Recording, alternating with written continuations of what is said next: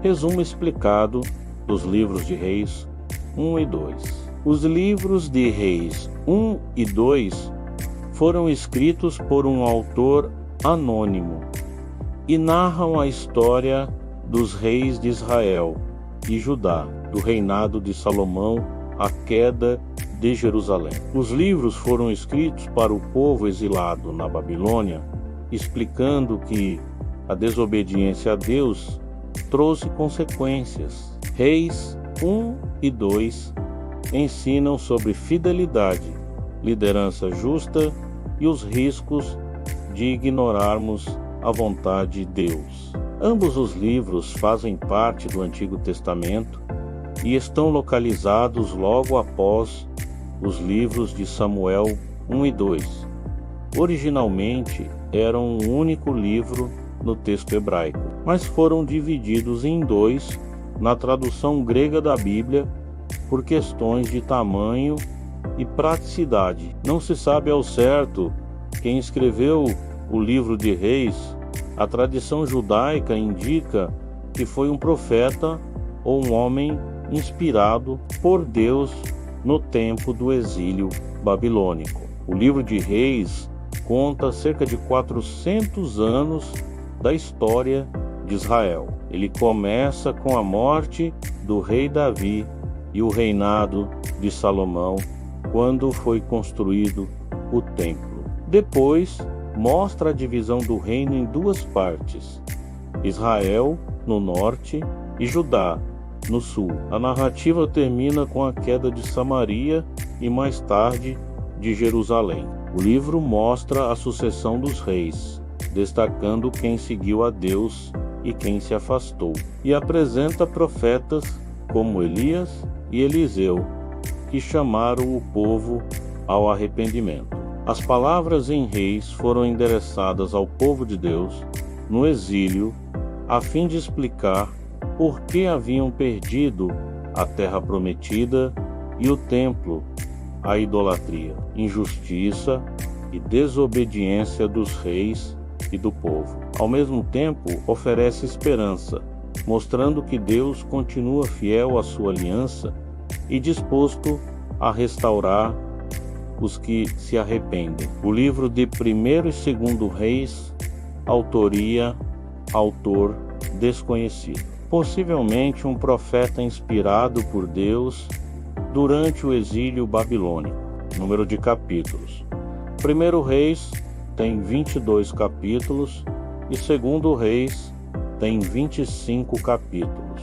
Propósito: registrar a história dos reis de Israel e Judá, mostrando como a obediência traz bênção e a desobediência leva ao juízo, e explicar ao povo exilado a causa de sua queda. Temas principais: fidelidade a Deus, consequências da idolatria, liderança justa, papel dos profetas, soberania de Deus sobre as nações, histórias importantes, reinado de Salomão e construção do templo.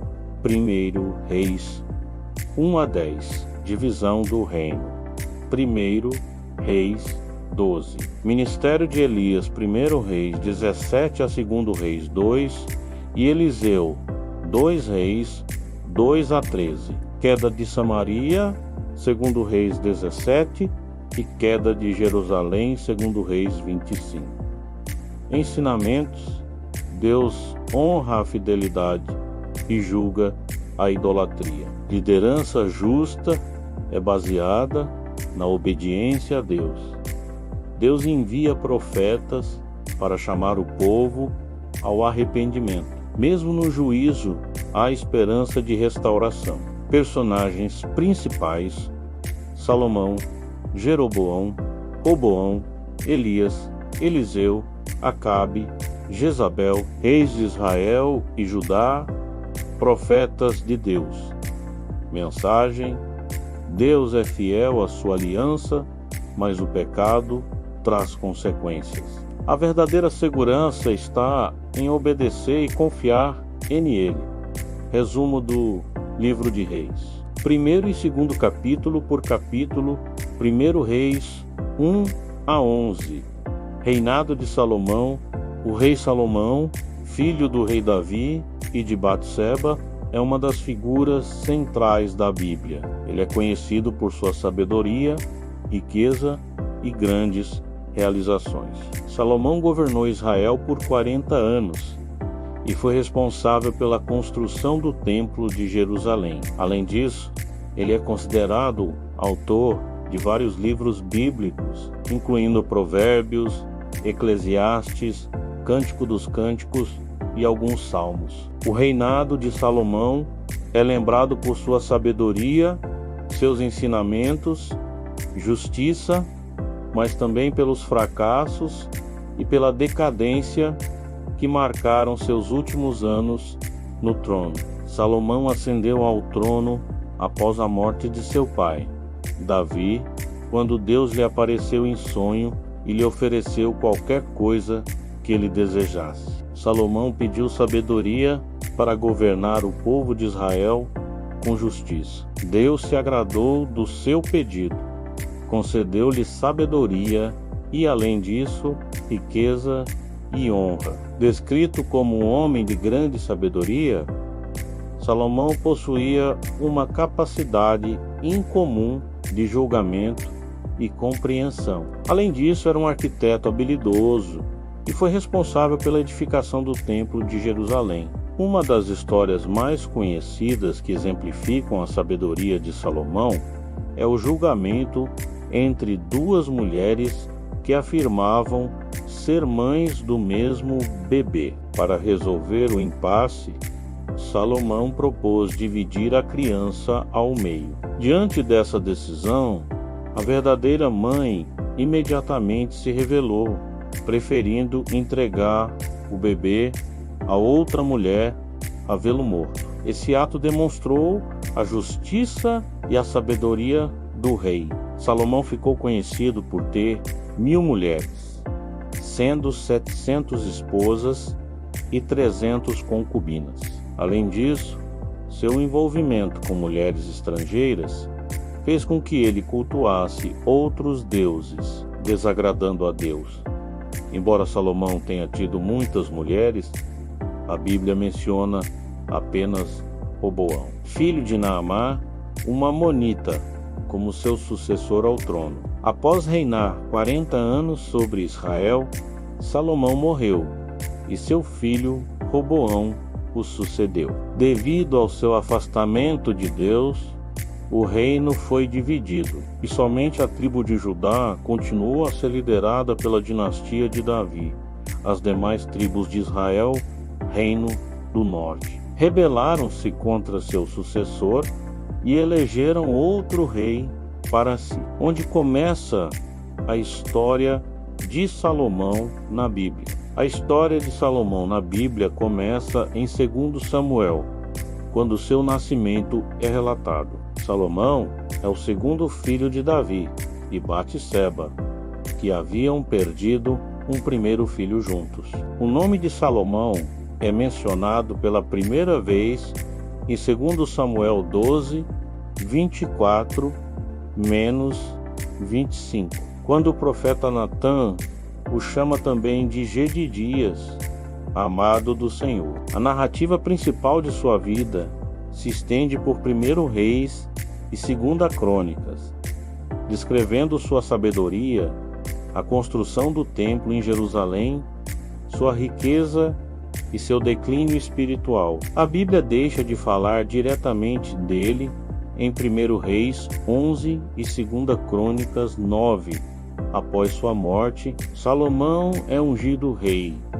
A unção de Salomão como rei ocorreu quando Davi já estava velho e doente. Adonias, outro filho de Davi, tentou aproveitar-se da situação e proclamou-se rei sem o consentimento do pai. Ao saberem disso, Batseba, mãe de Salomão, e o profeta Natã foram até Davi para lembrá-lo da promessa que ele havia feito de que Salomão seria seu sucessor no trono.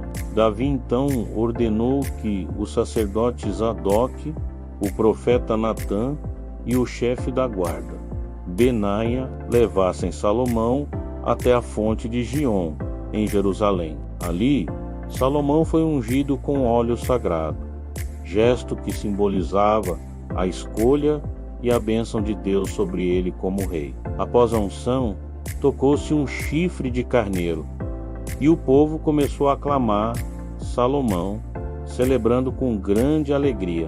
Essa cerimônia marcou o início do reinado de Salomão e o confirmou como sucessor escolhido por Davi e aprovado por Deus.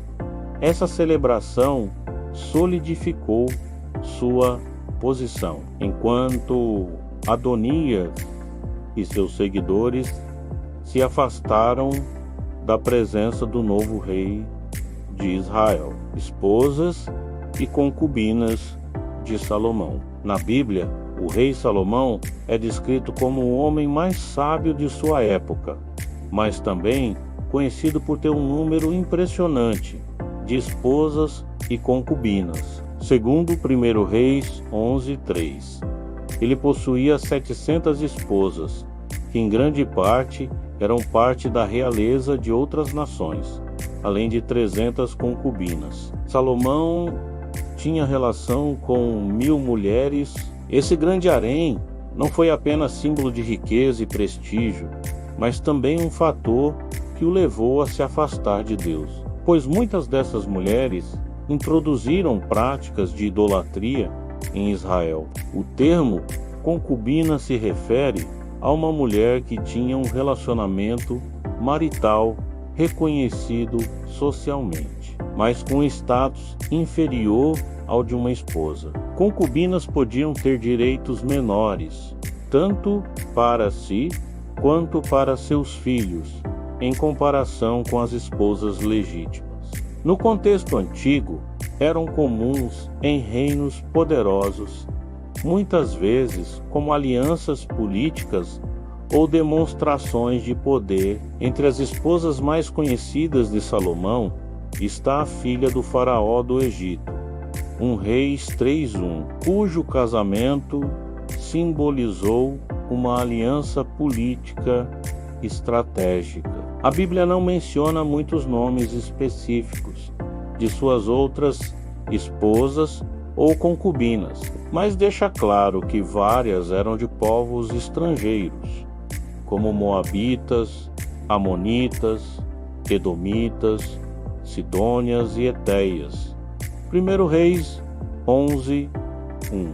Essas alianças matrimoniais, embora politicamente vantajosas, representaram um risco espiritual, pois levaram Salomão a construir altares para os deuses dessas nações, como Quemos, Moloque e Astarote. Assim, apesar de sua sabedoria e glória, a multidão de esposas e concubinas acabou sendo uma das maiores causas da queda espiritual de Salomão e da divisão futura do reino de Israel. Filhos de Salomão, a Bíblia menciona apenas Roboão como seu filho. O texto bíblico menciona pouquíssimos nomes de descendentes diretos de Salomão. Em 1 Reis 11:43 e 2 Crônicas 9:31. Lemos que após a morte de Salomão, seu filho Roboão tornou-se rei de Judá. Em 1 Crônicas 3:10-14,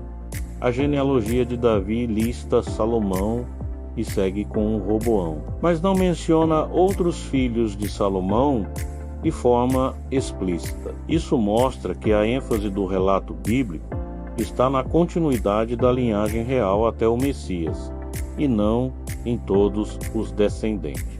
A tradição judaica e alguns especialistas acreditam que, por ter muitas esposas e concubinas, Salomão pode ter gerado vários filhos, mas seus nomes não foram preservados no texto sagrado. Irmãos de Salomão. Salomão teve vários irmãos, pois Davi teve muitos filhos com diferentes esposas. De Batseba, sua mãe, Salomão teve 3 irmãos: Natã, Sofe e um filho que morreu ao nascer, segundo Samuel 12, 24 menos 25. 1 Crônicas 3, 5. Entre eles, apenas Salomão se destacou por se tornar rei de Israel. Além desses, Davi teve muitos outros filhos com outras esposas. A Bíblia menciona vários deles, incluindo Aminon, Quileabe, Absalão, Adonias, Cefatias, Eliade, Elifelete, Nefeg, Jafias e outros segundo Samuel 3. 2 menos 5. 1 Crônicas 3, 1 menos 9. Muitos desses irmãos tiveram papéis limitados na história, mas alguns, como Adonias, chegaram a disputar o trono, o que gerou conflitos familiares antes da coroação de Salomão. 1 Reis 1, 5 menos 53. Davi teve mais de 10 filhos conhecidos, e Salomão era um dos mais jovens. A história mostra que, apesar da grande família, Deus escolheu Salomão para cumprir a promessa real dada a Davi. Qual foi o pecado de Salomão? O pecado de Salomão, segundo a Bíblia, foi afastar-se de Deus nos últimos anos de sua vida. Apesar de ter começado seu reinado com sabedoria e fidelidade, ele se casou com muitas mulheres estrangeiras. Muitas delas eram de povos pagãos e o influenciaram a adorar deuses pagãos. Salomão fez alianças políticas e econômicas com nações pagãs e sobrecarregou o povo com impostos. Esse afastamento de Deus fez com que ele permitisse que inimigos se levantassem contra o reino de Israel. O pecado de Salomão mostra que mesmo o mais sábio pode cair-se, se desviar da fidelidade a Deus. A morte do rei Salomão. O rei Salomão morreu após um longo reinado de 40 anos em Israel. Durante sua vida, ele foi conhecido por sua sabedoria, riqueza e pela construção do Templo de Jerusalém, mas também cometeu erros. Em seus últimos anos, Salomão se afastou de Deus ao adotar práticas pagãs trazidas por suas muitas esposas estrangeiras, que adoravam deuses diferentes. A Bíblia relata que no final de sua vida, Salomão permitiu e até incentivou o culto a outros deuses em Jerusalém. 1 Reis 11, 4 menos 8. Esse afastamento desagradou ao Senhor, que decidiu dividir o reino após a morte de Salomão. Mesmo assim, em respeito à promessa feita a Davi, Deus garantiu que o trono de Jerusalém permaneceria com os descendentes de Davi. 1 Reis 11, 11 menos 13. Salomão foi sepultado na cidade de Davi, junto a seus antepassados, conforme registrado em 1 Reis 11 e 43. E Salomão descansou com seus antepassados. Após a sua morte, seu filho Roboão sucedeu-o no trono. Esse momento marcou o fim de um período de paz e prosperidade e o início de uma era de divisão entre as tribos de Israel. 1 Reis 12 a 16. Divisão do reino. Após a morte de Salomão, o reino se divide em Israel Norte e Judá Sul. Jeroboão, no norte, leva o povo à idolatria com bezerros de ouro. Surgem reis justos e ímpios em ambos os reinos, mas a tendência geral é de afastamento de Deus. O texto mostra que decisões políticas e espirituais erradas têm consequências duradouras. Primeiro, os dois reinos. O reino do norte, as 10 tribos do norte se unirão a Jeroboão e fizeram dele seu rei, dando início ao reino do norte que frequentemente é chamado de Reino de Israel. Durante o reino dividido, a primeira capital do Reino do Norte foi a cidade de Tirza, mas depois passou a ser Samaria. Foi justamente nesse período que tiveram início a tensão que, com o tempo, se tornou numa grande rivalidade entre judeus e samaritanos. Ao longo de sua breve história, o Reino do Norte teve 9 dinastias, totalizando 19 reis. No geral, os reis do Reino do Norte fizeram muitas coisas que desagradaram ao Senhor. Inclusive, muitos desses reis chegaram ao trono por meios violentos e perversos. Politicamente, o Reino do Norte foi marcado por muita conspiração e religiosamente foi marcado por muita idolatria. O próprio Jeroboão, o primeiro rei do Reino do Norte, tão logo já esteve envolvido em idolatria e chegou a criar centros de adoração ilícitos em seu território. Apesar de a divisão política ter sido legítima, a divisão religiosa era errada. Os israelitas deveriam ter continuado adorando no templo em Jerusalém. Talvez o auge da idolatria no Reino do Norte aconteceu durante o reinado do rei Acabe, que foi profundamente influenciado por Jezabel.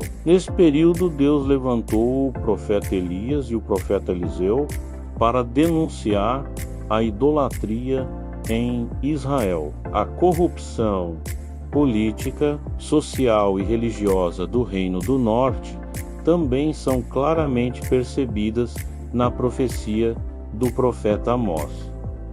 Outro profeta levantado por Deus para profetizar ao Reino do Norte foi Oseias.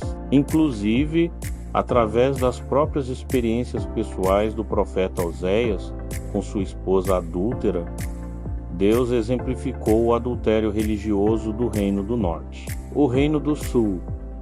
A capital do Reino do Sul continuou sendo Jerusalém, diferentemente dos reis do Reino de Israel, que vinham de diferentes dinastias. Os reis do Reino de Judá eram todos descendentes da casa de Davi. A única exceção foi o período de pouco mais de 6 anos em que Atalia usurpou o trono de Judá após Acasias, seu filho, ter sido assassinado. De modo geral, o Reino do Sul teve reis que foram mais comprometidos com a vontade do Senhor. A adoração continuou centralizada no templo em Jerusalém, conforme havia sido nos dias de Davi e Salomão. Mas ainda assim, o Reino de Judá também teve problemas com a idolatria. Então, por várias vezes, o impenitente Reino do Sul foi avisado pelo Senhor através dos profetas acerca do juízo iminente que seria derramado por causa do pecado. Joel, Isaías, Miqueias, Sofônias, Jeremias e Abacuque foram os profetas do Reino do Sul antes de sua queda. Durante o tempo do exílio, Deus também levantou os profetas Daniel e Ezequiel, e após o exílio, Ageu, Zacarias e Malaquias. Consequências da divisão. A divisão resultou em um longo período de conflitos e rivalidades entre os dois reinos. O Reino do Norte foi eventualmente conquistado pelos assírios em 722 a.C., enquanto o Reino do Sul sobreviveu até a conquista babilônica em 586 a.C.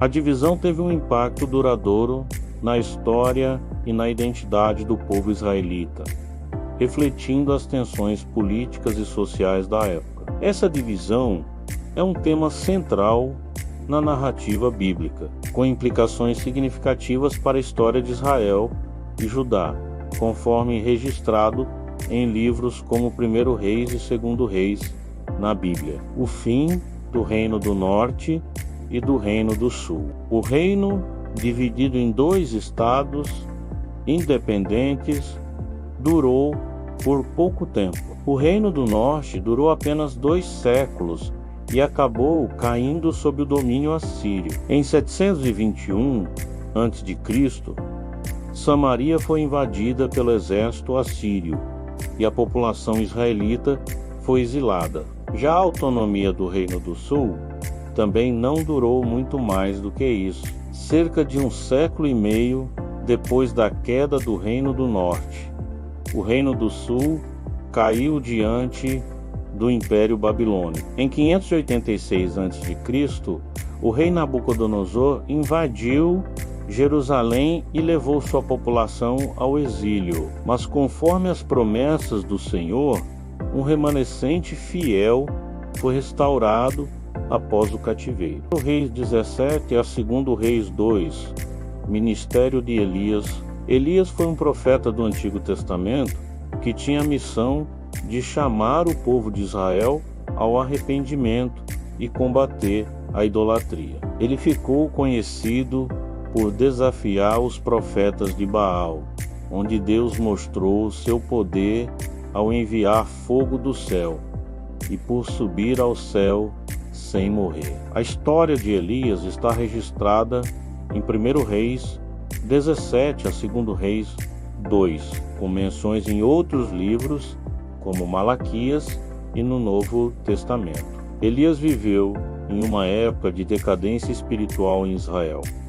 Durante o reinado de Acabe, um dos reis mais perversos do país. A esposa de Acabe, Jezabel, trouxe a adoração ao deus Baal, levando o povo a adorar ídolos. A missão de Elias era restaurar a fé em Deus, enfrentando diretamente o culto a Baal e chamando o povo ao arrependimento. Um de seus primeiros grandes feitos foi anunciar uma seca de 3 anos e meio como castigo de Deus sobre a nação. Durante esse tempo, Elias experimentou a provisão milagrosa de Deus, sendo alimentado por corvos e depois por uma viúva. O momento mais marcante da vida de Elias foi o confronto no Monte Carmelo, onde ele desafiou os 450 profetas de Baal. Elias orou e Deus respondeu enviando fogo do céu, consumindo seu sacrifício e mostrando que ele é o único Deus verdadeiro. Depois disso, Elias orou por chuva e a seca chegou ao fim. Elias também enfrentou perseguição, especialmente de Jezabel. Em um momento de fraqueza, ele fugiu para o deserto, onde Deus o confortou. Elias não morreu de forma comum. Ele foi levado ao céu em um redemoinho com carros de fogo. A vida de Elias nos ensina sobre a importância da fé, da oração sincera e da coragem para enfrentar o mal. Ele é um exemplo de fidelidade a Deus em tempos difíceis e de total confiança no poder do Senhor. Acontecimentos marcantes da vida de Elias. Previsão da seca.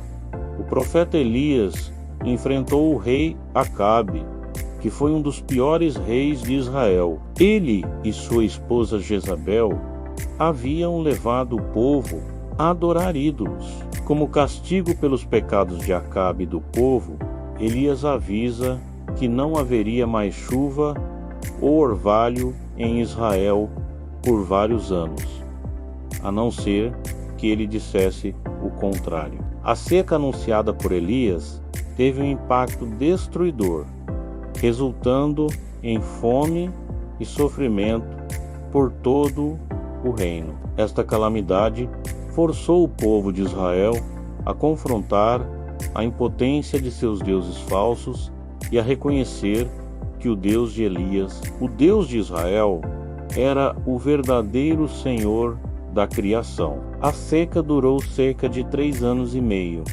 até que Elias, por ordem de Deus, orou pela chuva e ela voltou a cair. Esses eventos destacam a vida e o ministério de Elias, centrados na defesa da fé em Deus e na luta contra a idolatria em Israel, alimentado pelos corvos. Depois de anunciar a seca em Israel, Elias segue o que Deus lhe mandou e se refugia em um lugar isolado. Esse tempo foi crucial para Elias, ajudando-o a se manter e a se fortalecer espiritualmente durante os anos de seca e fome que atingiram o reino. No riacho, Elias vive um milagre. Corvos, que geralmente são considerados impuros, trazem pão e carne para ele 2 vezes ao dia, enquanto ele bebe a água do riacho. Este milagre destaca a soberania de Deus e sua capacidade de prover em situações difíceis. A escolha dos corvos significa que Deus pode usar até mesmo os meios mais inesperados para cumprir o seu propósito. O período de isolamento também serviu como um tempo de preparação para Elias, fortalecendo sua fé e confiança em Deus. O que foi essencial para outros desafios, como o confronto com os profetas de Baal. A provisão que Elias recebeu mostra como Deus cuida de quem lhe serve, mesmo em tempos difíceis. Ele usa qualquer situação para proteger e ajudar aqueles que confiam nele. Milagre na casa da viúva de Sarepta. Quando o riacho secou, Deus mandou Elias ir para a cidade de Sarepta, onde uma viúva iria cuidar dele. Ao chegar lá, Elias viu a viúva juntando gravetos e pediu um pouco de água e um pedaço de pão. A viúva, que estava muito pobre, disse que só tinha um pouco de farinha e azeite, o suficiente para uma última refeição para ela e seu filho antes de morrerem de fome. Elias a encorajou a confiar em Deus e garantiu que a farinha e o azeite não acabariam até a seca terminar. Milagrosamente, a comida da viúva nunca acabou, e ela, seu filho e Elias conseguiram se alimentar durante todo o tempo de fome. Mais tarde, o filho da viúva adoece gravemente e morre. A mãe, desesperada, questiona Elias sobre o motivo de tal tragédia. Elias então toma o menino, ora fervorosamente a Deus e deita-se sobre ele 3 vezes. Deus ouve a oração de Elias e o menino volta à vida. Este milagre confirma a fé da viúva no Deus de Israel e reafirma o poder de Deus através de Elias. Esses eventos demonstram o poder de Deus sobre a vida e a morte, sua capacidade de prover nas circunstâncias mais desesperadoras e a importância da fé e obediência. Desafio no Monte Carmelo. O desafio no Monte Carmelo é um dos momentos mais importantes da história de Elias. Mostrando o poder de Deus, Elias enfrenta o rei Acabe e chama o povo de Israel, além dos 450 profetas de Baal e 400 profetas de Azerá, para se encontrar no Monte Carmelo. A prova é simples. Cada grupo deve preparar um sacrifício, mas não acender fogo. O Deus verdadeiro será aquele que enviará fogo do céu para queimar a oferta. Os profetas de Baal passam o dia invocando seu Deus, mas nada acontece. Eles clamam em alta voz, dançam e até se cortam, mas Baal permanece em silêncio. Elias então constrói um altar ao Senhor, coloca a oferta e, para aumentar o desafio, manda encharcá-la com água 3 vezes. Quando Elias ora, Deus responde imediatamente com fogo, consumindo o sacrifício, a lenha, as pedras e até a água ao redor. O povo, testemunhando esse milagre, prostra-se e reconhece que o Senhor é Deus. Elias ordena a captura e execução dos profetas de Baal, eliminando a liderança idólatra que havia desviado Israel. Este evento reafirma o poder absoluto de Deus e serve como um chamado ao arrependimento para a nação de Israel. Oração pela chuva. Depois de vencer os profetas de Baal no Monte Carmelo, Elias sobe ao topo do monte e ora com fervor para que Deus mande chuva e acabe com a seca que durava 3 anos e meio. O profeta ora 7 vezes, demonstrando persistência e fé.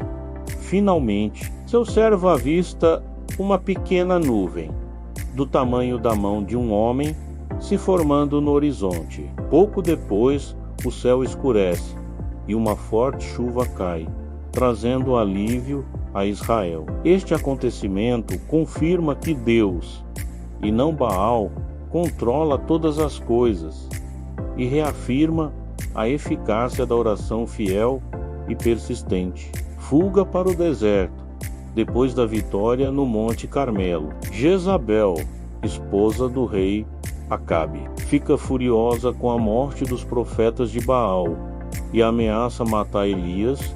Com medo, Elias foge para o deserto de Berseba. Lá, exausto e desanimado, ele se senta debaixo de uma árvore e pede a Deus para morrer, sentindo-se derrotado e sozinho. Ele acredita ser o único profeta fiel que ainda está vivo. Em vez de repreendê-lo, Deus envia um anjo para confortá-lo. O anjo traz pão e água para Elias, permitindo que ele descanse e recupere suas forças. Deus, com compaixão, cuida de Elias em seu momento de fraqueza, mostrando que entende o desânimo de seus servos e oferece apoio e renovação. Revigorado, Elias faz uma jornada de 40 dias até o Monte Horebe, onde terá um encontro com Deus, que renovará sua missão como profeta. Revelação de Deus no Monte Horebe. Elias vai ao Monte Horebe, onde Deus se revela a ele em um sussurro suave e lhe dá novas instruções, incluindo a unção de Eliseu como seu sucessor. Unção de Eliseu. Após se encontrar com Deus no Monte Horebe, Elias recebe a missão de ungir Eliseu como seu sucessor. Obedecendo a Deus, Elias vai atrás de Eliseu e o encontra trabalhando no campo com 12 bois.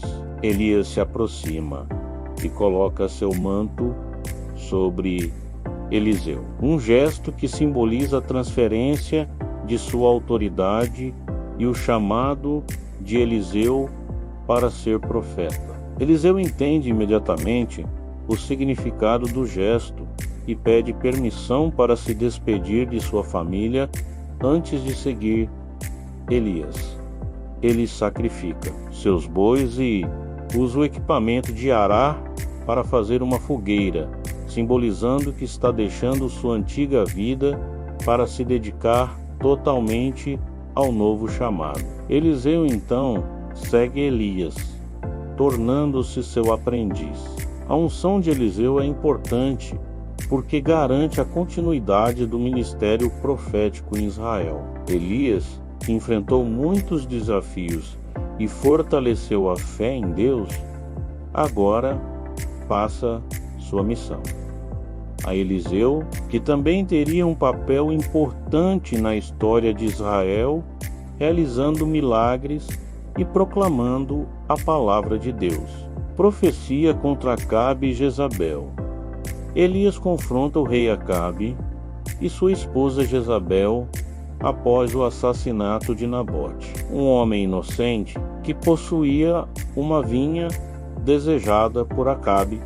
1 Reis 21. Jezabel, para satisfazer o desejo de Acabe, trama a morte de Nabote, permitindo que o rei tomasse posse de sua vinha. Este ato de covardia e injustiça provoca a ira de Deus. Elias, então, é enviado por Deus para confrontar Acabe e pronunciar o julgamento divino sobre ele e Jezabel. Ele profetiza que, por causa de seus pecados, Acabe e sua linhagem serão destruídos. Ele também prediz que Jezabel morrerá de forma violenta, sendo devorada por cães junto ao muro de Jezreel. Essa profecia ressalta a justiça de Deus, que não deixa o pecado impune, mesmo entre os poderosos. Embora Acabe demonstre arrependimento, retardando o cumprimento da sentença, o julgamento sobre Jezabel e sua casa é inevitável e ocorre conforme a palavra de Elias. Elias é levado ao céu por um redemoinho. A subida de Elias ao céu é um momento importante na Bíblia porque marca o fim de sua missão e a passagem de seu trabalho para Eliseu. Sabendo que seu tempo como profeta estava acabando, Elias faz uma última viagem com Eliseu. Durante o caminho, Elias tenta várias vezes convencer Eliseu a ficar para trás, mas Eliseu insiste em continuar com ele. Quando chegam ao Rio Jordão, Elias toca as águas com seu manto e o rio se abre, permitindo que os dois atravessem em terra seca. Do outro lado, Elias pergunta a Eliseu o que ele gostaria antes de sua partida. Eliseu pede 2 vezes o espírito de Elias, querendo a mesma força e poder para continuar o ministério. De repente, um carro de fogo puxado por cavalos de fogo aparece e separa os dois. Elias é levado ao céu em um redemoinho, sem morrer, enquanto Eliseu observa. Ao ver Elias partir, Eliseu rasga suas roupas em sinal de tristeza, mas pega o manto de Elias, que simboliza a transferência de autoridade. Fortalecido pelo Espírito de Deus, Eliseu continua a obra de Deus. 2 Reis 2:13. Ministério de Eliseu. Eliseu foi um dos grandes profetas da Bíblia, conhecido por ser o sucessor de Elias, escolhido por Deus e preparado por seu mestre. Ele assumiu o ministério profético após Elias ser levado ao céu. Eliseu ficou marcado pelos muitos milagres que realizou, como curas, multiplicações e até ressurreições. Além de sua fé inabalável, coragem diante dos desafios e fidelidade ao chamado divino. O profeta Eliseu foi um homem usado por Deus no Antigo Testamento da Bíblia. Ele viveu em Israel e é conhecido por ter sido o sucessor do profeta Elias. A história de Eliseu está registrada, principalmente no livro de 2 Reis, do capítulo 2 ao 13. Eliseu começou sua jornada como profeta quando Elias, um dos maiores profetas da Bíblia, o encontrou trabalhando na lavoura. Deus mandou Elias escolher Eliseu para ser seu ajudante e mais tarde seu sucessor. Eliseu seguiu Elias com fidelidade até o fim. Quando Elias foi levado ao céu numa carruagem de fogo, Eliseu recebeu porção dobrada do espírito de Elias, ou seja, mais poder de Deus para continuar o trabalho. Depois do arrebatamento de Elias, Eliseu passou a realizar muitos milagres. Alguns dos mais conhecidos são: purificou águas contaminadas, multiplicou o azeite de uma viúva pobre, ressuscitou o filho de uma mulher sunamita, curou um comandante sírio chamado Naamã da lepra e fez flutuar o ferro de um machado que havia caído na água. Todos esses milagres mostravam o poder de Deus através da vida dele. Um fato curioso é que a Bíblia menciona que Eliseu era careca. Em 2 Reis 2:23 e 24, alguns jovens zombaram dele por causa disso e acabaram castigados por desrespeitarem um homem de Deus. Eliseu morreu de uma enfermidade mas mesmo depois de morto, Deus usou seus ossos para realizar um último milagre. Um homem morto foi jogado em seu túmulo, e ao tocar os ossos de Eliseu, voltou à vida, segundo Reis 13, 20 e 21. O legado de Eliseu é de fé, obediência e poder de Deus. Ele mostrou que Deus cuida do povo e age mesmo em tempos difíceis. Seu exemplo ensina sobre confiar em Deus e servir com fidelidade. Acontecimentos marcantes da vida de Eliseu, chamado por Elias e início do ministério. Enquanto arava com 12 juntas de bois, Elias lançou seu manto sobre Eliseu, simbolizando o chamado 1 Reis 19 e 19 e 20. A transição entre Elias e Eliseu foi escolhido por Deus para ser o sucessor do profeta Elias. A transição entre os dois aconteceu de forma marcante, conforme relata a Bíblia em 1 Reis 19 e 2 Reis 2, quando Elias encontrou Eliseu. Ele estava arando a terra. Elias lançou seu manto sobre ele, símbolo do chamado profético. Eliseu então deixou tudo para seguir e servir Elias. Antes de ser levado ao céu numa carruagem de fogo, Elias perguntou o que Eliseu desejava. Ele respondeu: peço-te que haja porção dobrada de teu espírito sobre mim, segundo Reis 2:9. Isso não significava querer ser maior, mas ter a mesma unção para cumprir com ousadia sua missão. Deus atendeu ao pedido e Eliseu iniciou seu ministério realizando muitos milagres. A transição mostra que o chamado de Deus envolve obediência, renúncia e fé. Eliseu aprendeu servindo, foi fiel até o fim e estava preparado quando chegou sua hora. A principal lição é que Deus sempre levanta novos líderes para continuar sua obra. Eliseu nos ensina sobre humildade, compromisso e o poder que vem de Deus, não de nós. Quando somos fiéis no pouco, Deus nos capacita para grandes coisas, assim como fez com Eliseu, purificação das águas de Jericó. Logo em seu ministério, curou águas contaminadas em Jericó, tornando-as potáveis após jogar sal e orar, segundo Reis 2 e 19 a 22. Jovens zombam de Eliseu por ser careca. Alguns jovens zombaram da calvície de Eliseu, chamando-o de careca. Ele os amaldiçoou e 2 ursos saíram da mata e os mataram, segundo Reis 2 e 23 a 24. Esse episódio mostra a autoridade divina que ele possuía. Intervenção em guerra contra Moabe.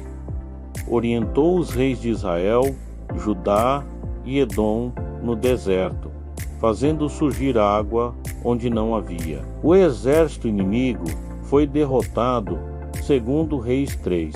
Milagres de provisão para o povo. Multiplicou azeite para uma viúva em dívida, segundo Reis 4, 1 a 7. Purificou ensopado, envenenado e multiplicou pães para alimentar 100 homens, segundo Reis 4 e 38 a 44.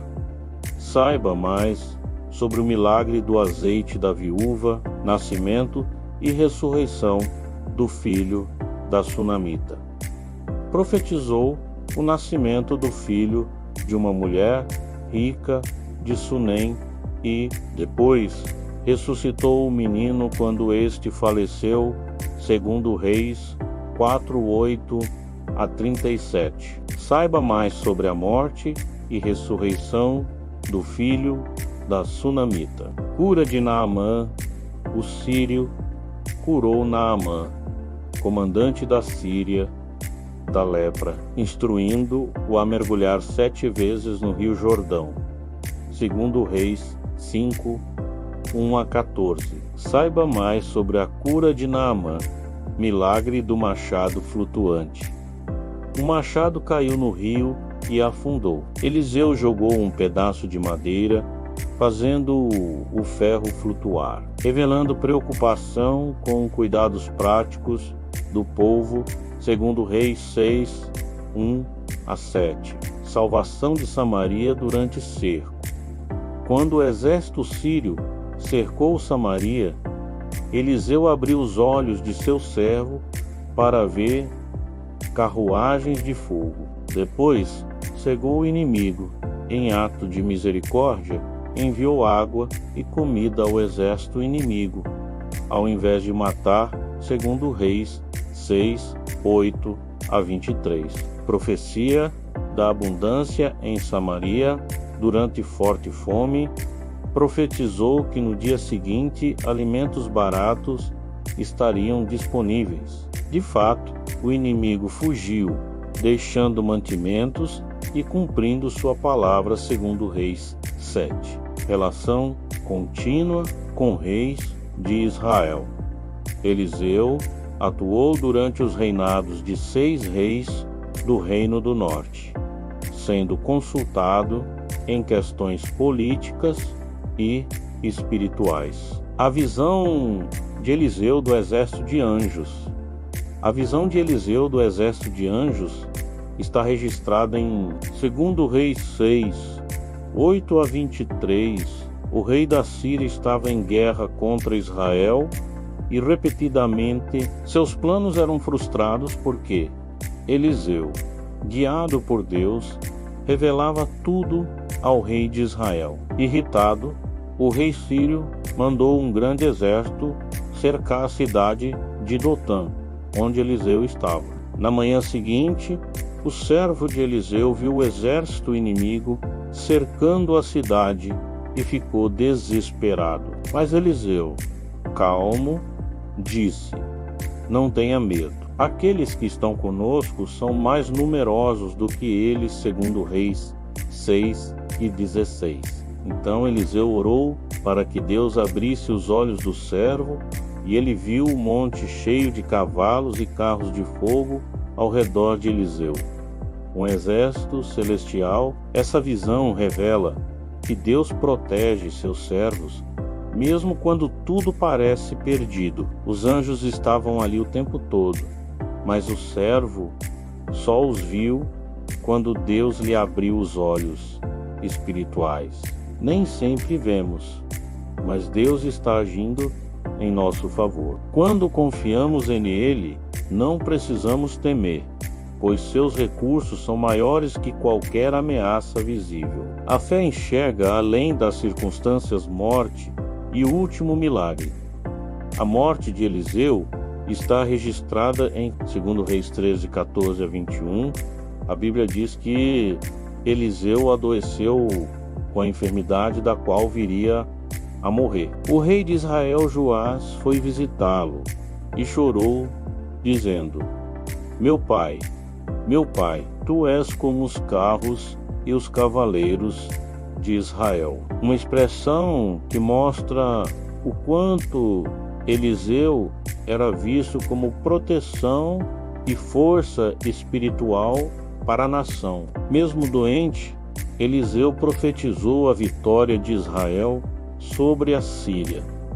Ele pediu que o rei pegasse um arco e flechas. Com a ajuda de Eliseu, Joás atirou uma flecha, e o profeta declarou que aquela era a flecha da vitória do Senhor. Depois, Joás golpeou o chão com as flechas 3 vezes, mas foi repreendido por Eliseu por não ter feito mais, pois isso limitaria suas vitórias. Eliseu morreu e foi sepultado, mas mesmo após sua morte, Deus ainda o usou para um último milagre. Tempos depois, um grupo de israelitas sepultava um homem, quando viram uma tropa inimiga se aproximando. Com pressa, lançaram o corpo na tumba de Eliseu. Quando o cadáver tocou os ossos do profeta, o homem reviveu e se levantou. Esse milagre mostrou que o poder de Deus continuava agindo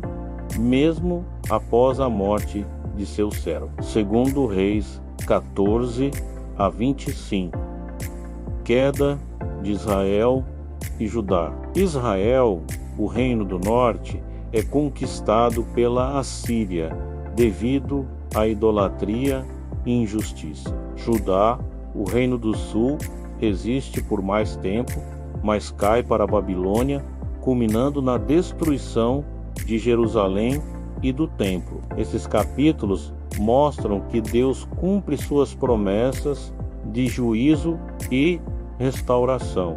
Qual a diferença entre o livro de Reis e o livro de Crônicas? Embora 1º e 2º Reis e 1ª e 2ª Crônicas relatem muitos acontecimentos semelhantes, eles têm perspectivas e propósitos diferentes. Livros de Reis, escritos provavelmente durante o exílio babilônico, apresentam a história de Israel e Judá de forma mais crítica, enfatizando como a idolatria e a desobediência levaram à queda dos dois reinos. Mostram tanto os pecados dos reis quanto os atos dos profetas que confrontaram o povo. A narrativa inclui detalhes políticos, guerras e alianças, e destaca o juízo de Deus sobre a nação. Livros de crônicas, escritos provavelmente após o retorno do exílio, recontam parte da mesma história, mas com foco no reino de Judá e na linhagem de Davi. O tom é mais positivo e restaurador, omitindo muitos pecados e fracassos para encorajar o povo na reconstrução do templo e na adoração. Destacam a importância do culto dos levitas e da obediência à lei de Deus. Entre as diferenças, os livros de Reis explicam por que o povo foi para o exílio, enfatizando as falhas. Já os livros de Crônicas mostram como restauraram a nação após o exílio, enfatizando a fidelidade a Deus e a esperança no seu plano. O que os livros de Reis, 1º e 2º, nos ensinam os livros de 1º e 2º. Reis mostram que Deus governa a história e cumpre o que promete, seja para abençoar ou para julgar. Eles contam sobre o reinado de Salomão, a divisão do reino, o trabalho dos profetas e a queda de Israel e Judá. A mensagem é clara: obedecer a Deus traz vida e segurança, mas a idolatria e a injustiça levam à destruição. Os livros mostram que o verdadeiro padrão para avaliar líderes não é o poder, riqueza ou conquistas militares, mas a fidelidade ao Senhor. Destacam também o papel dos profetas como porta-vozes de Deus, lembrando que ele sempre adverte antes de julgar. Mesmo diante do pecado persistente, há sinais da misericórdia divina, como livramentos, milagres e promessas de restauração. Reis 1º e 2º nos chamam a aprendermos com a história, para não repetirmos os mesmos erros. Principais lições de Reis 1º e 2º. Deus é fiel e justo. A idolatria destrói o povo. A liderança deve ser temente a Deus. Os profetas são instrumentos de advertência e esperança. O arrependimento abre caminho para a restauração.